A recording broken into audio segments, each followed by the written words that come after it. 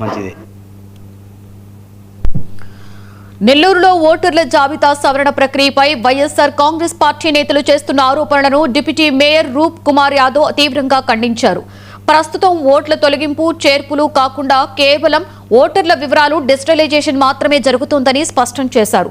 నగరంలో 72% పైగా ప్రక్రియ పూర్తయిందని, తప్పుడు ఆరోపణలకు బదులుగా ఆధారాలతో మాట్లాడాలని ప్రతిపక్షానికి సవాల్ విసిరారు. అలాగే మంత్రి నారాయణపై చేస్తున్న ఇసుక అక్రమాల ఆరోపణలను కూడా ఆయన ఖండించారు.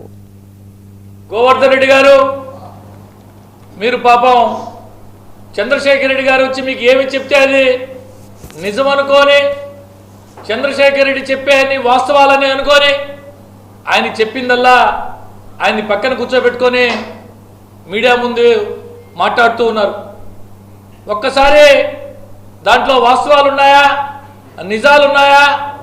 ఒక జిల్లా పార్టీ అధ్యక్షుడిగా, ప్రతిపక్ష పార్టీ అధ్యక్షుడిగా నేను ఇది మీడియా ముందు మాట్లాడొచ్చా లేదా అని తెలుసుకొని మాట్లాడమని చెప్పి కాకాని గోవర్ధన్ రెడ్డి గారికి ఈ సందర్భంగా తెలియజేస్తున్నా.